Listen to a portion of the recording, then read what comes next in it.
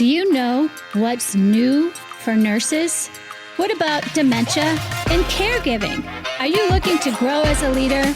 And what are the current healthcare leaders doing for you? Welcome to the Angie Graham Podcast. Whenever we make a big move, what stays and what goes can bring a lot of stress to a person and their family, especially when that person or family member is moving to senior care. How can we downsize? Welcome to the Angie Graham Podcast, our first episode of 2026. And back again, our first ever guest and the hoarding hero, the maestro of the mess, the overload of the overfilled, and the Duke of decluttering, Matt Paxton. Welcome, Matt. Yeah, the master of mess, the maestro of mess. I love it. And also the star of the new Discovery show, Filthy Fortunes. Since we've last been together, you've launched your new show. We love it. Thank you. I'm loving doing it. I'm filming season 2 right now. Are ya? Well, it's a great show. We, of course, tuned in right away as soon as we got the news. And when we saw you last year, you said, I have something exciting coming up. And it wasn't too long after that the show got announced. So we were excited to see it. I had filmed season 1, but I wasn't allowed to tell anybody. And I didn't want to jinx it. And so I just kept my mouth shut. And so it's weird in TV. You film something and then you wait like a year before the world gets to see it. And to keep the secret like that. And I'm not a secret teller, you know that. I mean, I know you well enough to know. I want to tell the world everything immediately. But it was received very well, and to the point where the network ordered, they doubled the ordered 16, and so now we're going around the country helping families. It's really cool that we get to put positive aging families on TV. Well, I think what I really love about this show is that sometimes as families, we go into our loved one's space, and especially when they've been collectors of things. And as children, you see just a big mess, and you don't always think about the treasures that may be within that mess, or maybe there's maybe some treasures, but a lot of families don't even know where to begin or how to even get to it. To get started. And that's it. People say, I know my dad said there's something valuable under the porch. They said there's something here, and they just don't know. And, I've been cleaning houses, for 25 years now. And a lot of times I do it on TV. A lot of times, I'm able to focus on my book, but I'm really back to just cleaning again. And this TV show they just put a camera on us. And so it's really nice. Like and this is my original crew. The guys you see on the TV show are guys that have worked for me for, Kaylin's worked for me for 15 years. And Chris, the big guy with dreads, he used to literally sell me Slurpees at 7-Eleven. This guy's been working for me for 15 years, and it's really fun to see like my buddies, my crew, and then we get in with these families, and the stuff we're finding is just incredible. And the family oftentimes doesn't know what we're going to find, and that's really fun. And to be on the road with your team too, that has to be fun. You've established your team, and we didn't even have kids when I started traveling with these guys, and we were laughing this last weekend. I just got back from filming, and I had my 19-year-old stepdaughter on the road with me for 10 days. She was working on the crew and helping with social media, and I got to go to New York City with my daughter and all my buddies, and it was like such a joy. So it's almost come full circle. Now we've got our kids and grandkids are showing up to set. We're helping these families, and it's just a lot more fun. We're not kids anymore. And when you're a kid, and we actually can go to a nice dinner and relax, and have fun, and know that we can all eat and we can all pay the bill. It's kind of nice. So yeah, it's been a full circle relationship. It's just awesome. Love doing it. So give me 3 tips of family. The scenario would be mom has to go into assisted living, and the house is full of her precious, 80 years of collections. Where does the family even begin to start to dig into it? Well, okay. So I'll say this is, and by the way, my new business, Clutter Cleaner, we've got 12 locations around the country helping families do this every week. So this is what we're doing quite a bit. Believe it or not, for me, it's about the mindset first. And so I always say, actually decide where you're going first. The biggest mistake I've seen families do is they try to start sorting, and they try to make decisions on stuff, but they don't know where they're going.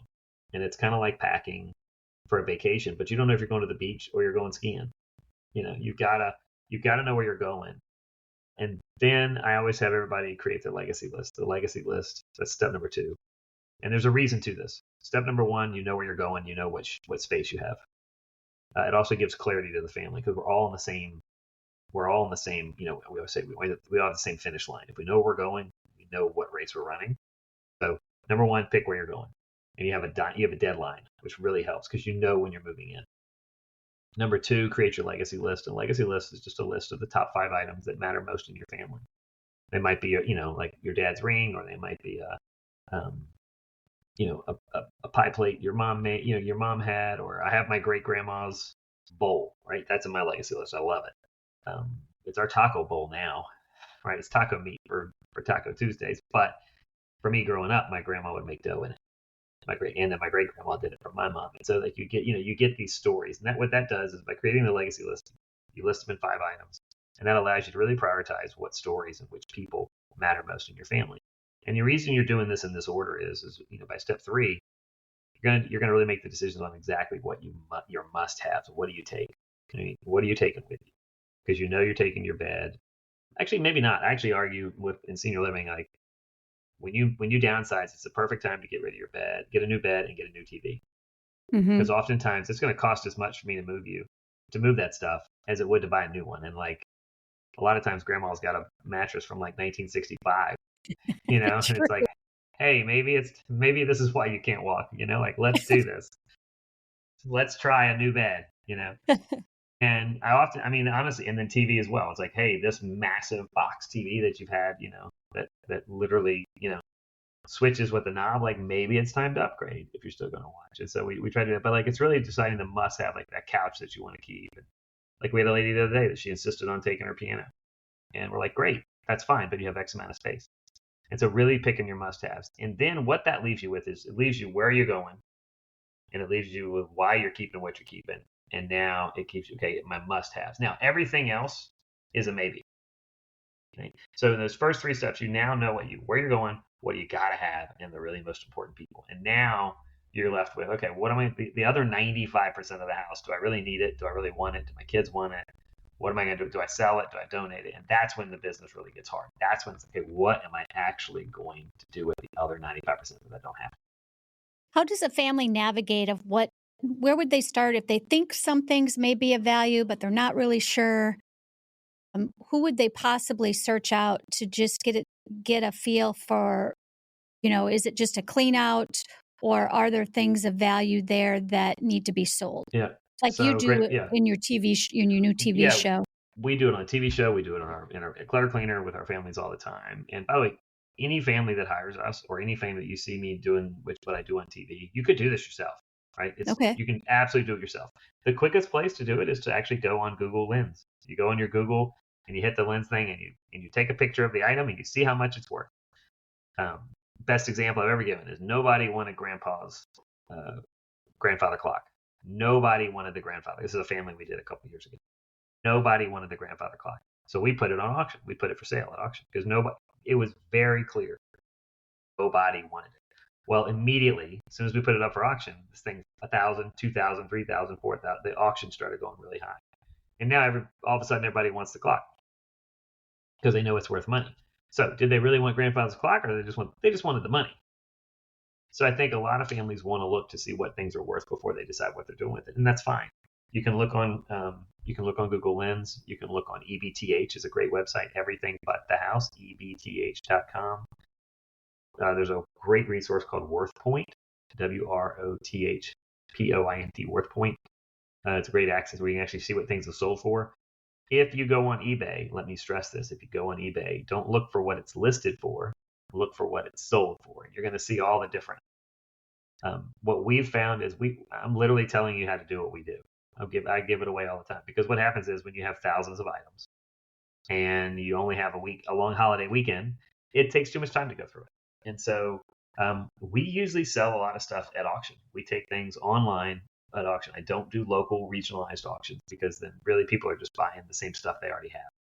Right? Mm-hmm. And so for me, I like to have things online, because oftentimes, I was doing a job a couple months ago, and we had a barn in Tennessee. and this barn was falling apart. But it was 125-year-old cherry wood and from cherry trees. And this lady, she's like, well, I guess just tear it down. I'm like, no. I can sell this wood in California for a lot of money. But everybody in that town in rural Tennessee, all their barns were made of this wood. So they were like, I'll give you $1 a foot. And I'm like, I could sell that thing for $200 a foot, of square foot, in another state. And so that's a great example where a lot of times we love selling stuff online because somebody in California will buy something that is not that exciting in Tennessee. And also, reverse. I mean, it's a lot of times things are very regional. And so for me, I love putting things online because that lets you know right away, is there a market or not?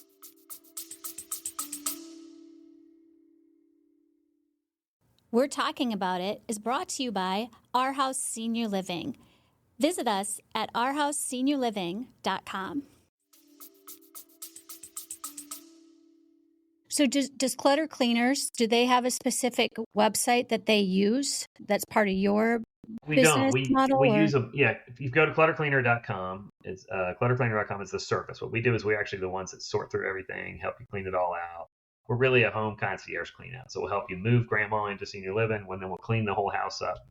Everything from getting rid of the paint, scanning all the paperwork, all the bank statements that we find. I mean, all the stuff that you don't have time to do, cleaning the house out, shipping the things to family members that want to keep it, taking the things that are donated away, taking all the trash away, and then selling all the things. Now, what we don't do is we don't believe that all items should be sold on one website. A lot of times there's like your furniture. Your couch, believe it or not, should not be sold on a fancy auction website. It needs to be sold on Facebook Marketplace. And by the way, the price is $200. That's what your couch is going to sell for. I'm going to tell you right now. I don't care if you spend $8,000 on it. I don't care if you spend $800 on it. That couch is going to sell on Facebook Marketplace for $200. So go ahead and just list it for $300. The person's going to say, I'll give you $200. And you say, okay. Hey, I do this every single day. We see it everywhere.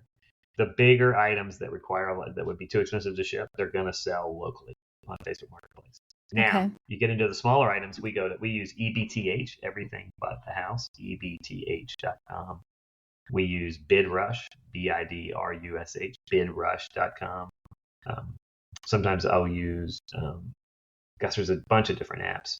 I've forgotten the name of half of them, but we really it depends on the item, is what I'll say. And so we use all the different ones that will maximize it. Like coins, we go to very specific coin sites because silver and gold have never been higher.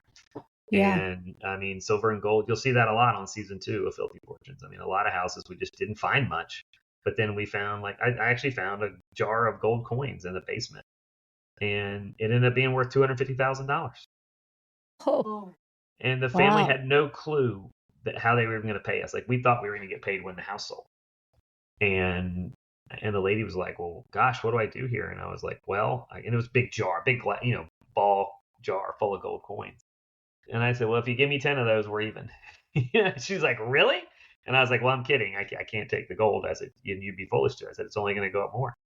And but they were shocked at like how much money we were able to find in that basement. And you just be amazed what we find in there. But for us, it's really finding the right, and that's why we have franchises. So we have local, very local franchisees that know the marketplace in their area. If some people think, like, I know that there's some items that used to be of value that may not be of a value. The market has changed very much in even the last 10 years, but for sure the last 20 years. Example will be, now I'll drive down the road and I see a pipe organ on the side of the road. I remember years ago, you probably do too, where you could still get big money for those. And now people they're giving them away. Yeah. Player pianos, pipe organs, even upright pianos. I got to give them away because I'm going to charge $200 to haul it away. China. What about families? China. Room. So let's talk about the dining room. The dining room is the biggest example of this situation. And it's important to remember what the dining room represented. So for me, my generation, I don't even have a dining room. I have 9 people in my family. We do not have a dining room. It's a music room for us. And we turned it into a music room and an office because that was more realistic for our space. My mom was devastated that we did not want her dining room set. We didn't want the dining room table. We didn't want the dining room chairs. We didn't want the china hutch. And I definitely didn't need the china because I still have china from my first marriage, which we never used, by the way. In the 10 years we were married, my ex-wife and I never used our china. And when we got divorced, we had a very amicable, very positive separation, and we're still good friends today. But the one thing we were unified on was neither one of us wanted the china. I mean, like, it's just not a part of our life anymore, and it's really, really hard. And so examples where I tell families now, they get really upset, but like, I've had families, they all loved grandma's china, but not everybody wants to keep it. And so like I've seen families break it up, and everybody keeps one setting, and they frame it. I had one family, for 12 people, they framed a full setting of grandma's china. They put it in a shadow box, and everybody got one setting for their home. They hung it in their new modern dining room. I thought that was really cool. I've seen families cut the porcelain up and actually make jewelry out of it. So every daughter and every granddaughter got a necklace. I thought that was really cool. There's a really cool company called the Brooklyn Tea Company. Brooklyn Tea Company does the things they do with grandma's china to really, it's more about, it's called upcycling, but they're keeping the memory of grandma alive, because what really matters about these dining rooms is it's where our family's created, right? For our generation, for you and me, our generation, we would go and have dinner on Sundays, right? And we'd go to church, and we'd come home afterwards and eat. And that dining room is really a place where family community happens. Well, now that happens when you're going to the games, you're going to the beach, you're going to a football game, you're going to the lake, you're going wherever you're going. Right? And so it's not that we don't have family time, we just have it somewhere else. And so, this really always comes up to like, gosh, nobody wants my stuff. It's not that nobody wants your stuff. We just don't want that stuff. I don't need dining room anymore. I want grandma's purse. I want grandma's fur coat. I want grandma's Poochie dress. Like, there's all these different things. I want her gold necklace. I want her watch. Like, people still want to celebrate the loved one. They just don't need the dining room to do it. And so we really encourage you to do more upcycling issues. The one I love the most now is I've seen families break up all the china. They shatter all the china, and then someone makes a vase out of it. So a mosaic vase. And so every kid gets a mosaic vase where they put flowers in it. Grandma doesn't love that one because you're breaking up the china, but it's a good way to upcycle it and reuse it. And then, believe it or not, a lot, half our clients are moving grandma into assisted living or senior living. Mm-hmm. The other half is we're just doing an estate clean out. Everyone's passed away. That top generation's passed away. We're cleaning the house out for everyone else. A lot of times in those situations, we just donate the china to an art studio, and people will break it up and use it as mosaic. And what I'll say is, there's a store called Replacements in North Carolina, and people say, well, I'll just sell all my china to Replacements. Replacements is a massive, like almost 1 million square foot facility where they store all this old china and they sell it. And they called us and they said, we're good. We don't need any more china. Like, we're full. Like, no thanks. So like the one place you would go to buy replacement china, people, they don't even want it anymore. So I mean, it's just a reality of, it's not that nobody loves you. It's not that no one enjoyed their time in the living room or the dining room. They just don't need china to celebrate you. They can celebrate your love and your family in a different way. And it's often, I'll be honest, it's often in grandma's closet. I mean, the trends that I've seen over the last 30 years as I've been doing this, the dining room I could still get rid of. It was still a big deal when I started, and now nobody wants it. But the reverse of that was grandma's fur coat. Nobody wanted to touch grandma's fur coat when I started. And now all the granddaughters want grandma's fur coat. And they want all of grandma's dresses from when she was a teenager. And what I'll tell you is, if you don't think your kids want your stuff, bring your granddaughters and your great-granddaughters, even your daughter, into your closet and let them go shopping one at a time. And then they'll find a dress and they'll be like, I can't believe grandma's wearing this short. Yeah, this was your dress? This little mini skirt from the 60s? Because remember, grandma was pretty hot in the 60s, right? Like, you got to remember, like grandma was, had some outfits. And so when your granddaughters are pulling this out, they're like, oh my God, this is amazing. And then they say, oh yeah, I wore it on a date with this guy, right? And what? Who is this guy, right? And they start to tell the stories of when grandma was a 19-year-old girl. And they hear these incredible stories. And again, that's what you're always going to hear me preach the stories. It's all about the stories.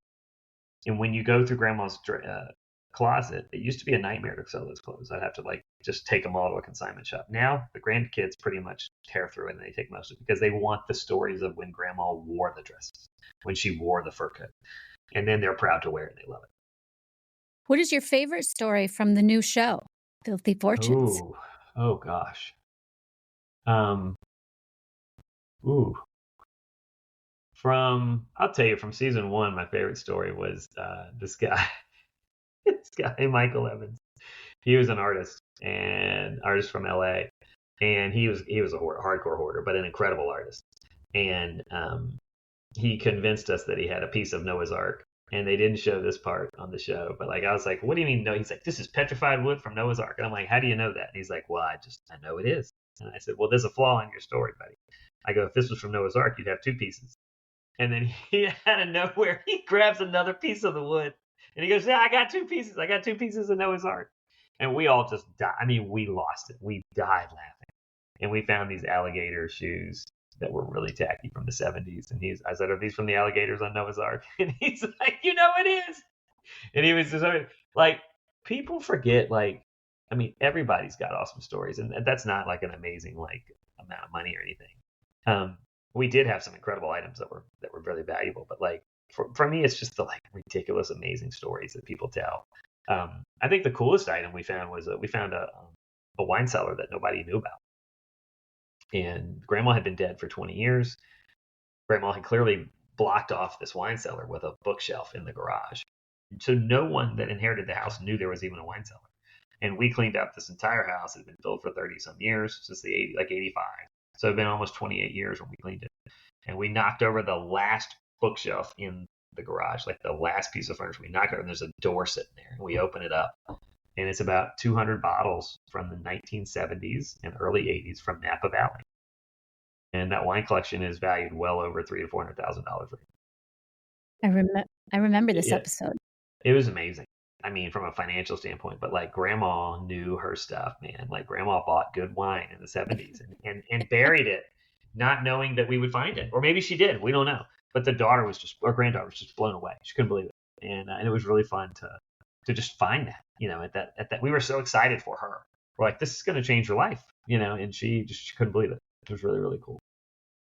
It can be really, from a family standpoint, I moved my mom into assisted living last year and cleaned out her home. So having this experience personally, it is a lot first of all, it was a lot for my mom to give up. And she really struggled. She liked her stuff. She was a stuff kind of gal, and she really liked her stuff. And she had a really hard time letting it go. And she still wanted to be very much in control of who was getting what. There's 7 of us kids. And even though somebody may say, well, I really don't want that, eventually we said to each other, just take it. Just take it. Whatever she gives you, just take it. And if you take it home and whatever you do with it, we will never tell, but just take it. And so you did the right thing. Yeah, you did. You absolutely did the right thing there. That is if anyone's listening, that is absolutely, if Mom is still alive and she's handing things out, say thank you. Yes. Because it was so emotional for her to give up the items, and that was her life. She's like, this was my whole life. It's proof that she existed. It's proof that she existed. Yeah, it's proof that she mattered. It's proof that she was here.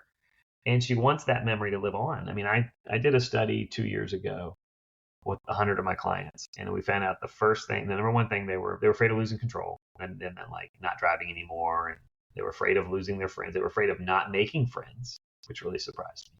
Like not making new friends when they moved into senior living. And then they were afraid that they would be forgotten, which was, I totally understand that one. I mean, that's my biggest fear. And then more important, they were afraid that their parents would be forgotten. Their parents that had passed away sometimes 30, 40, 50 years ago. They were still afraid that like this next, she's like, when I'm gone, there's no one alive that will have known my parents. And I think that's a really crazy, when you take a step back for something, oh my gosh, you're right. I think I'm running out of people. My dad died 25 years ago. I'm running out of his friends. There's not many of them left. Right. And it's like, man, you're right. There's just not many people that knew my dad. In none of my life, my current life, nobody knew my dad from that. And the irony is like, I wouldn't be doing I'm doing what I'm doing because my dad passed away when I was a kid. Like my whole career, I mean, I'll have thousands of families a year get help from us. I mean, hundreds of families have careers. I mean, like I always think, like, because of Clutter Cleaner and my TV show and everything I do, I mean, hundreds of families have Christmas because my dad died and gave me an idea.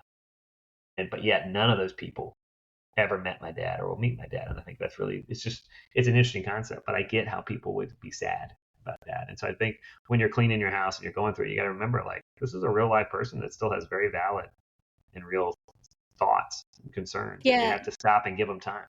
I would say it's really difficult when your loved one is still with you. And she wanted to be there too for some of the process, which really slows it down.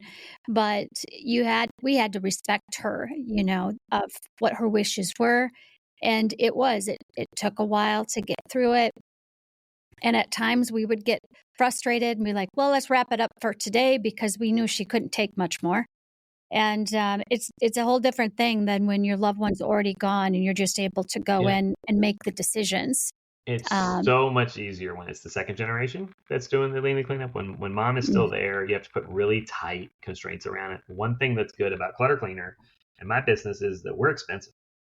And so if we're there, you're paying for us by the hour. And so if grandma's also there, she's not gonna cry for 4 hours if she's paying us $200 an hour. Right? But if it's family, she'll sit there all day. And so it's a little easier when there's paid help there because you can put a very firm time limit on it. But I think you learned a lot of good lessons when you did this. Like make it really, really tight. Like do it in the morning, like 10 to noon. Because in the afternoon, they're more tired. It's more emotional. Like I always say 10 to noon is no more than 2 hours in the house at a time for the main loved one there. And then you can come in and clean in the afternoon and get it all ready. What I always say is don't let, we don't like to, when we're involving the client, we don't want them involved in the sorting. We want them in the storytelling. And so we'll pre-sort the whole day before. So like, say I've got grandma there from 10 to noon. Well, then my team is going to sort from 12 to 5 every day. We're going to have everything ready. So when grandma gets there the next day at 10, she's looking at a table full of stuff that I need stories about. And so I'm able to get rid of the 80% of the stuff that doesn't really matter, right? Like the National Geographics, the Time magazines, the encyclopedias. Am I saying all the stuff that you guys went through? Right? Like, I mean, the old clothes, like the bag of grandpa's boxer shorts in the garage where she kept because they were good rags.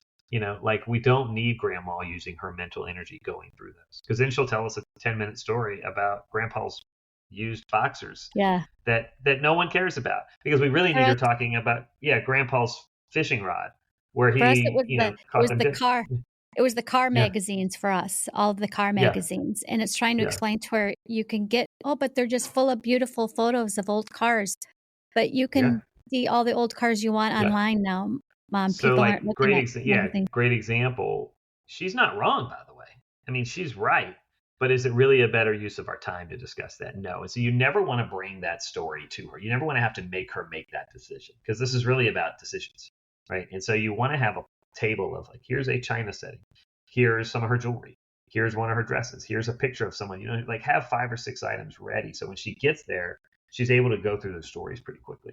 So we really believe in the pre-sorting and getting all the nonsensical decisions out of the way. Okay, so the pre-sorting is key here.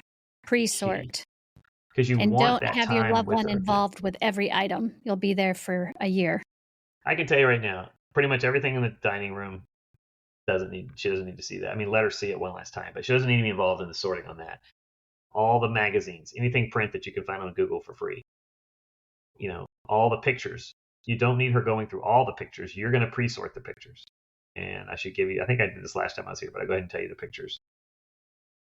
Generic landscapes. Like, oh, that's a beach.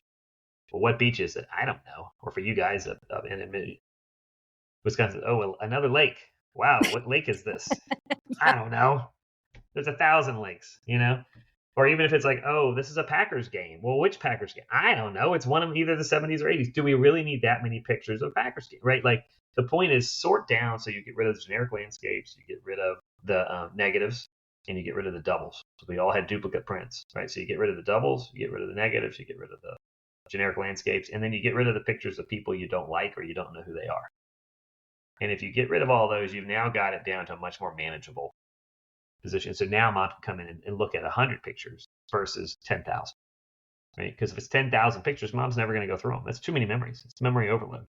So it's really about you and the family, if you're doing it yourself, pre-sorting, get everything down. The National Geographics don't sell. Time magazines don't sell. The old Playboys, sorry, Grandpa, the old Playboys, that's just weird, by the way, and we don't need those. It wasn't weird back then, but it is now, right? And it's just we've aged out of that stuff. Encyclopedias, we can't sell those anymore. You can't even donate them. And a lot of the books, believe it or not, I would shake the books, shake every book, pre-sort them, and leave 10 or 20 books for grandma to ask about. But donate the rest of the books if you can. It'll be a hard time selling the books, but encyclopedias I can't even sell or donate. So like you get rid of all of that stuff, and now you're to a much more realistic a group of items. What recommendation would you make to a family if their loved one continues to collect in their now little apartment in senior living? All right, I'm gonna say a very unpopular decision. I don't believe mom should be in charge of her funds when she moves into senior living. I don't think mom should have the access to all of the money if they're hoarding, I should say, if they're still collecting, because you have a finite amount of space in senior living, and you do still have to follow the rules. You can't. When it was your house, you could do what you wanted, right? Most important advice I can give, if mom is a collector or dad is a collector, and they're moving into senior living, it's more about getting them involved in the new community. They're hoarding and they're shopping because they're looking for happiness and self-worth somewhere, and it's easier to do it in shopping.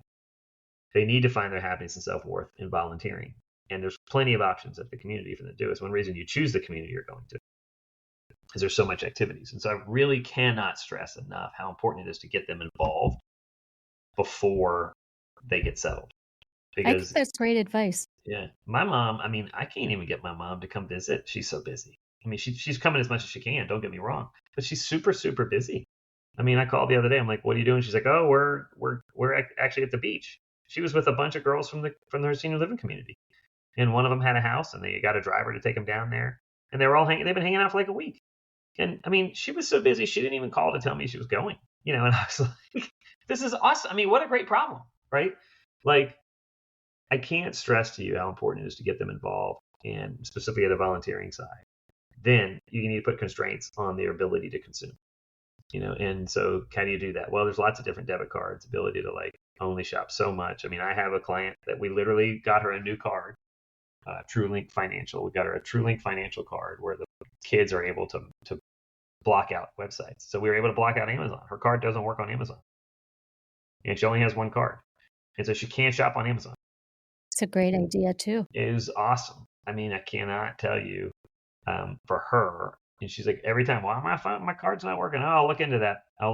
So what'd you do today? Are you working with the choir? Are you painting? And you redirect to what are the activities that you do. But really cutting down the flow. And I'm a minimalist, so I'm biased. I think pick the smaller. The smaller the home, the better. The smaller the room. I can't tell you how many communities I work with around the country where they're like, I got a 3-year wait list for a 2-bedroom. But we got plenty of 1-bedrooms available today. And I tell a lot of families, like, don't delay the positive living of senior living just so your mom can have more space to fill it with crap that doesn't matter. Like, it blows my mind how many single men and women are waiting for a 2-bedroom when the reality is no one's going to stay in your bed. That's their bedroom. It's just to hold up it's a storage unit for a bunch of junk that nobody wanted. And I don't mean to say it so carelessly, but you can live in a 1-bedroom. You can live very well in a 1-bedroom, and you have such a happier, better life. Less so stuff, more freedom, right? More life.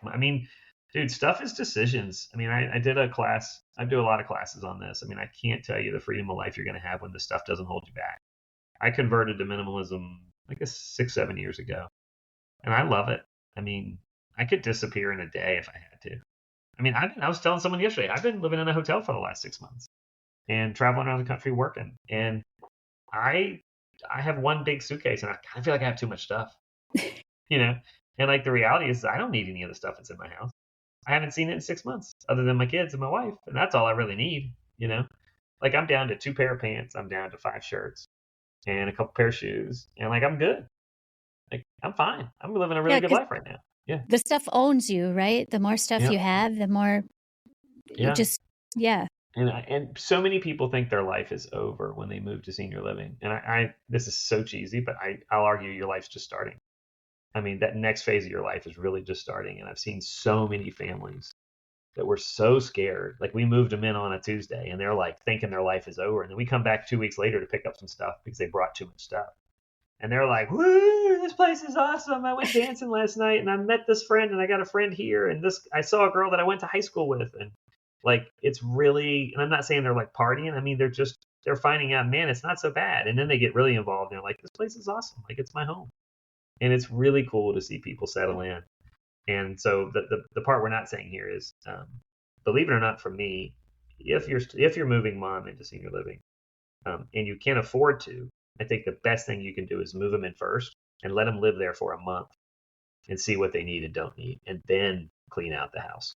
If you have to for financial reasons, I get it. But I can't stress how many times people take too much because they think they need all this stuff, specifically the dining room set. Like, let me tell you right now, if you're listening right now and you got to move your parents into senior living in the next 2 years, they will never use their dining room set. They will never use any of it. Don't even pack it. But mom insists. And then what happens is she never even, I mean, that room is wasted space because they're going to the dining hall every day. Like, if you can wait a month and live there first before you decide, like, take what you know you need. That's very true. My mom insisted. My mom's always been a great cook. It's one of the things she very much took pride in, was always cooking and baking. And she insisted on bringing, we got her to minimize what she brought, but she insisted on bringing a few pans, and she's never used them. Never used them. The incredible mixing bowl. Yeah. Now she does have a bread mixing bowl. She just spent the weekend with me, and she carries the mixing bowl around when she visits each of us kids because she makes bread. And so I have to say she is using the bread bowl, and she brings it with and makes the family while she's visiting the weekend, we'll make bread, homemade bread, and we love it. There's nothing like mom's homemade bread. Yeah. So I'll argue she's creating a legacy list item here, right? Like, everybody's going to want that bread bowl when the time comes, right? And what a dilemma. Whew. Like, who gets the bread bowl, right?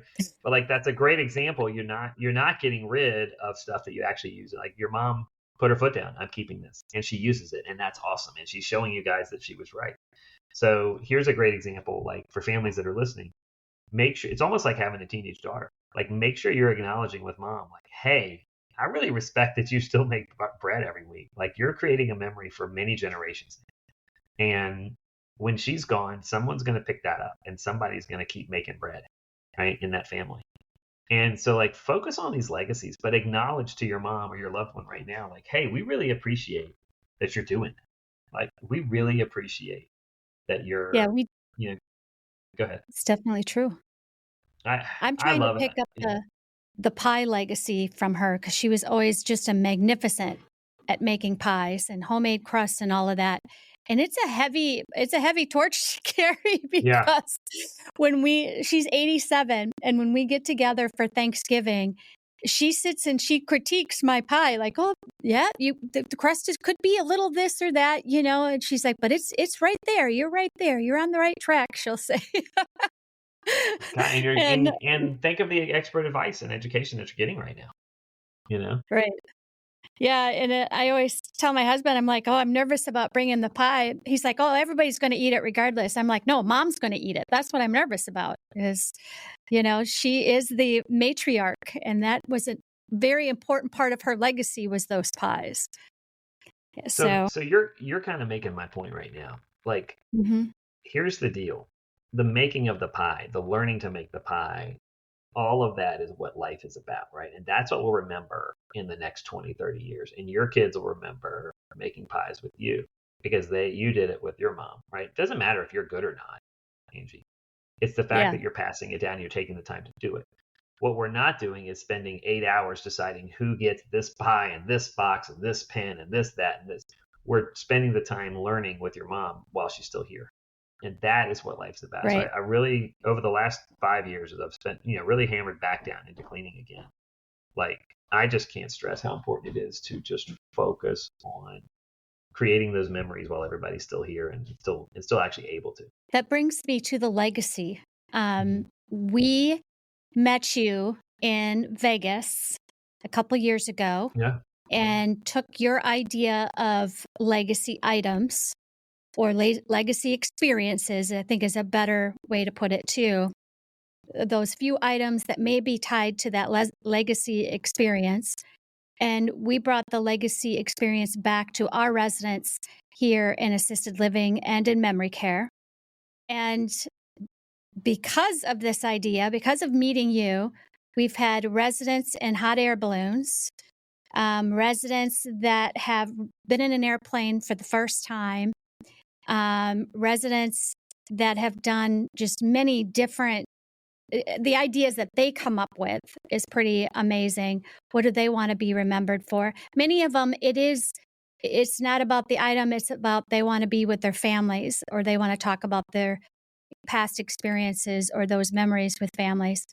And we have continued to celebrate that in our organization and have really brought it forward as part of what we do. And people love it. Can I ask, and I know, you guys took it, and Angie, a lot of that's you. Let's just be blunt. You've encouraged it, and you've created a space where your employees can't do that. And so I really applaud that. But what has it done for recruitment for your employees? What has it done for retainment for your employees? What has it done for awareness for the community? I think, what was important for us is that it is about our resident experience. We are there for them. One thing we don't always say, but we're in the end of life business, right? We get people when they're in that last chapter, and some of our residents will be with us a couple of years, but our average length of stay is 13 months. So we took a look at it and said, what could we do for our residents if they have 13 months with us? And how can we make it better? How can we reconnect families? It's amazing how many families come in that may be broken. And how can we bring families back together? And some of these, in working with residents, it is about getting siblings back in the same room again, doing something that their loved one is requesting from their families to be a part of. And it is very rewarding to be a part of that. So truly, life is about giving back. And if we can be a part of that, you don't have to advertise near as much. Your advertising budget actually goes down. If you can just provide good services authentically, you're rewarded tenfold. So, we don't use staffing agency. We have employees because they're involved with these things. So yeah, the trickle down effect, it has been huge for our business. So at Clutter Cleaner, we do the same thing, right? We believe in making a difference and helping people. We say you're here to help people first, make money second. And as the founder and CEO, I push that aggressively to the point where my CFO hates it. Right? He's like, we got to make money. That's how we make money. I go, I know, but look, I'm telling you, every time you have to make the decision, I tell all my friends, every time you just make the decision, do I want to do what's right for the client, or do I have to go make money? I go, always decide what's right for the client. I go, it may lose you money today, but it'll make you money tomorrow and next year. And it really took people a long time to trust it and to believe in it. But I will tell you, we finally did a month where I said, every single time I'm hit with that dilemma, is it bottom line or service, bottom line or service, bottom line or service? I always went with service. And I said, do not look at the P&L. If I'm wrong, I'm writing the personal check to fix this, right? I will personally, it'll come out of my cut, right? And I'm the founder, so I'm like, look, at the end of the day, this is what we're going to try. And we tried it, and it was our best month ever financially. And the key was not looking at the numbers, because the minute you look at the numbers, you're like, I don't know, I should do this thing for this lady, but I don't know. But you're right, the publicity increased. We had lower turnover. We had higher enrollment. People wanted to be a part of our team. Better people, better qualified people wanted to be a part. Everything, all the intangibles happened. And it was simply. Yeah. The revenue follows the experience. So if we can heighten the resident experience, the revenue follows. And it does significantly. We did see a significant bump in our overall revenue when we took on the legacy project. Yeah. Well, I love it. It was such a great story how we met. It was really a mistake, and not a mistake, but it was like a happenstance. It just happened. And then when I got to come and meet with your team, it blew me away, the quality. And I think part of that starts from the top down. But what you guys are doing is amazing. And what you're doing on the client on the experience is just the resident experience is just incredible. I mean, no one else in the We country is doing it. we had two school teachers. They were retired and they had been at the school they taught at for 30 some years, a very long time. And they wanted to go back to the school. They hadn't been there in years and years. So we arranged a limo to take them to the school. The school organized all the students to be out there with signs welcoming them back. One of them was the librarian. They brought her back to the library, and she was just overwhelmed with it became a project not just for her. These are things the community gets involved with. So all of those students greeting her, and with her walking down the hallway back to the library with the signs of welcome back, and then it was just that experience. It was a great experience for everyone, for the kids, for the teachers that are there now, for her, and something she continues to talk about. So you think you're doing something. The lesson that I learned in it is you think you're doing something for the resident, and really you're doing something for a community, because many times it's the whole the community's pitching in some way. The airport story, that was the air instructor at the local airport, and then the news team comes out and tells the story, and so it's the snowball effect of across the board, across communities, and then we put it out there on social media, and all the people that follow it can't wait to see what we're doing next. So it's bigger than we thought. So we took this project, we made it bigger than you thought, and then it has grown legs and got bigger even than we thought. So it's been a great thing. Well, Matt, I'm going to stop you. okay. What you guys are doing is incredible. It's incredible. No one else is doing it. And I will tell you, I use the word preach. I go all around the country preaching. And I was at the biggest senior living community conference in the country. And that's where I met you guys. And all other 300 people in the room heard the same words I heard. 299 did not take it home and change how they affected their residents. One person went home and talked to you. Mm-hmm. I'm assuming she's in the room right now listening. So I'm going to, what y'all did and what you've done with it is extraordinary. And you think of how many lives it's changed, right? Like, it's incredible. Right. I mean, I'm 50 now. I've got a bunch of kids. I'm tired. I'm ready to retire. I know I've got about a 10-year run. And so I made the commitment. I'm saying this out loud. I made the commitment this year that I want to help 1 million families before I retire. And I wiped the slate clean. I said, every family I've helped before doesn't matter, right? They matter, but like, they don't count, right? So the clicker started 2 months ago. And so however long it takes me to get 1 million families help, and that includes employees and residents, right? And I thought, gosh, and I did the math, and it's like, okay, it's about 10 years. That's what it's going to take me. And so now I'm on a mission to go help 1 million families. And if you remember the Blues Brothers, I'm on a mission from God to help 1 million people, right? And guess what? It's going to happen. Like, it will totally happen. And I put that out in everything I do. And what I love about what you're doing is you are in an industry that is so different. And 299 communities ignored what I said. One did not. And you are going to help thousands of families because you guys didn't ignore it. And now you can't stop, right? You're so addicted to it. And you see the difference. And you see how to, and I love how, advertising costs are down. Social media posts are up. Awareness is up. I'm sure enrollment's up. I mean, retention is like all of it. So much positive things, right? I just love it. And it's because you took a chance, right? And so I think that's one thing that has to change in our industry. Is people have to take a chance, and they got to do something that's crazy because you're proving that it works. I'm proving that it works.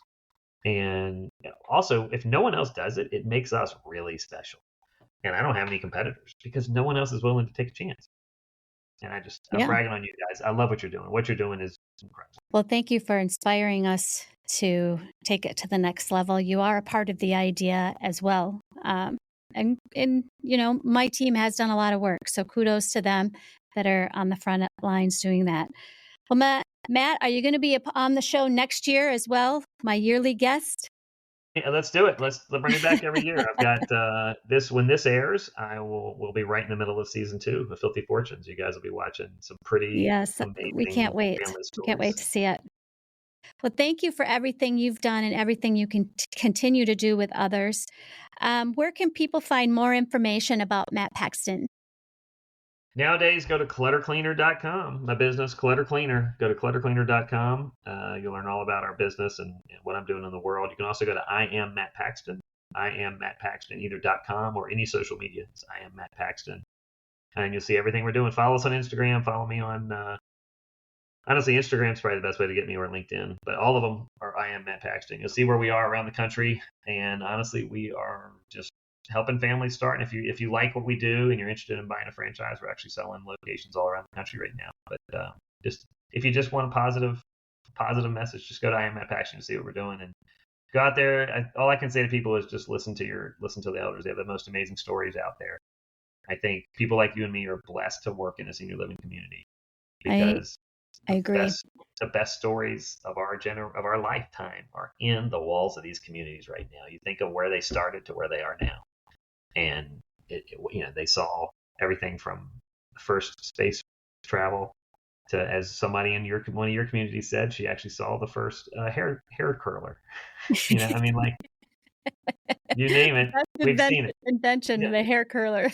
The hair curler. So I stole that story from you guys, just so you know. Like, I use that now on all of my events, and I said, so people listening, Angie taught me, her team taught me this question: what's the most significant invention you've seen in your life? And the answers are unbelievable.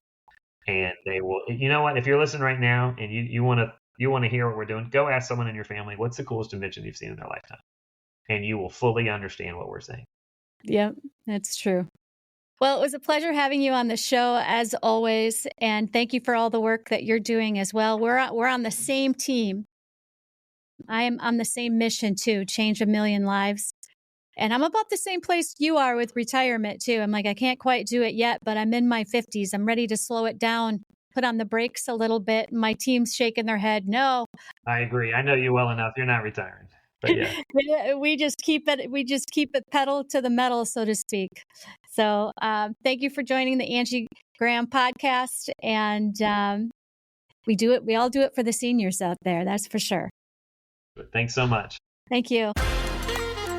For more of the Angie Graham podcast, check out our YouTube channel or our website, theangiegrahampodcast.buzzsprout.com.